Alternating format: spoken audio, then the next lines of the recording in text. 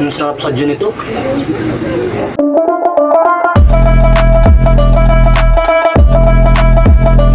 Yun, hapon na naman.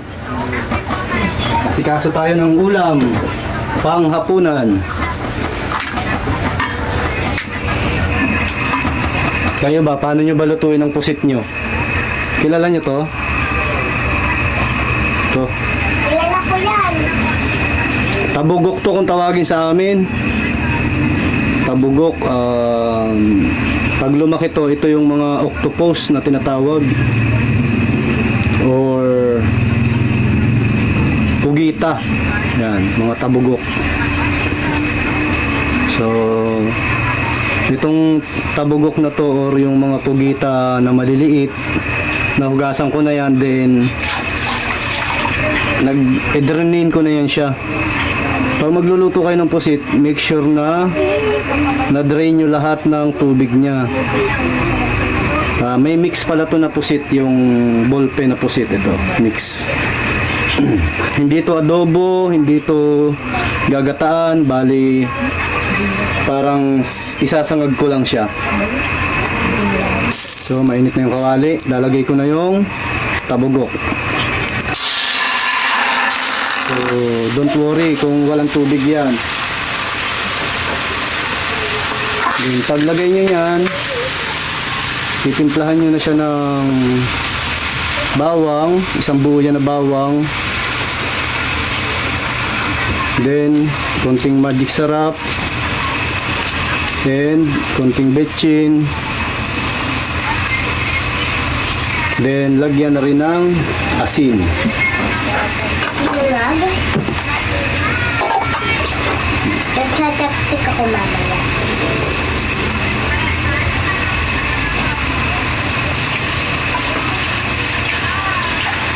Yeah. Yes. So yan, magtutubig yan. Kaya bali pag mix nyo yung lahat ng inilagay nyo na ingredients, tatakpan na siya hanggang sa lumabas yung katas niya, yung tubig niya, sariling tubig. Takpan. Napakasimple lang ng ingredients natin, no? Betchin, magic sarap, ito siling lara, then asin, mantika, tapos konting sugar yan mamaya para may alat na manamis na anghang. After 5 minutes, palagay ko lumabas na yung mga sabaw niya. So silipin natin. So ayun, oh, nakita nyo naman, walang tubig yan kanina, di ba? Nagtubig na siya.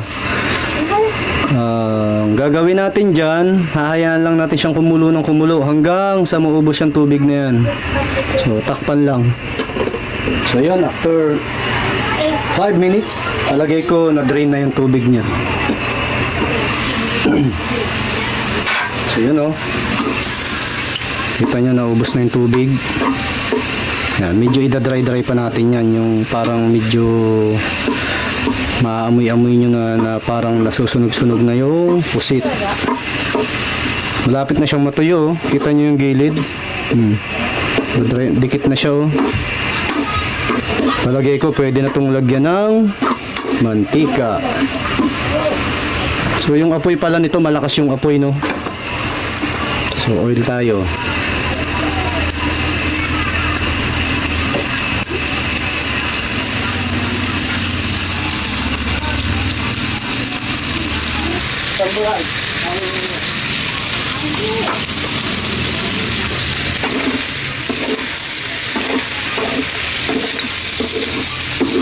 Then titimplahan ko na siya ng sugar.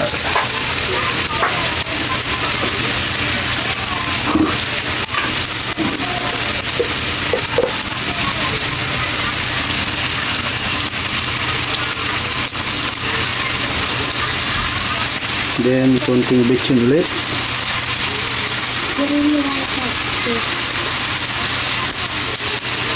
Magic sarap yung natira kanina.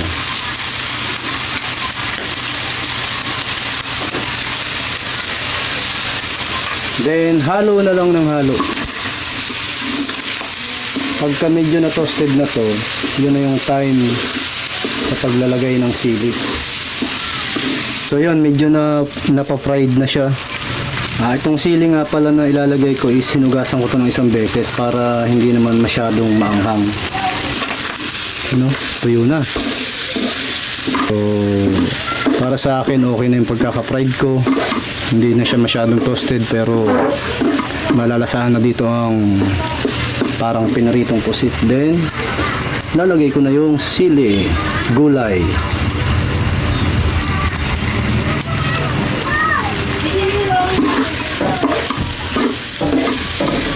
Konting minuto na lang to. Kasi yung sili niyan hindi naman masyadong overcook.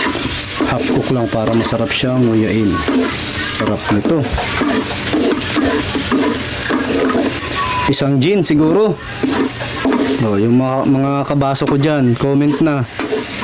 Palagay ko goods na to.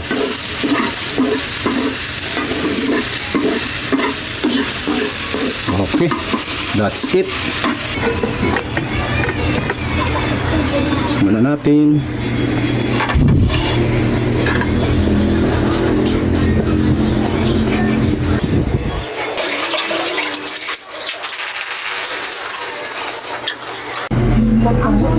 Muna natin.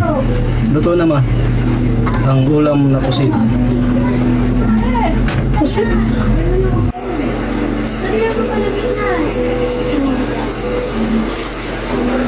Nandito ka na bisa paste. Nandito ka na, patalo na lang.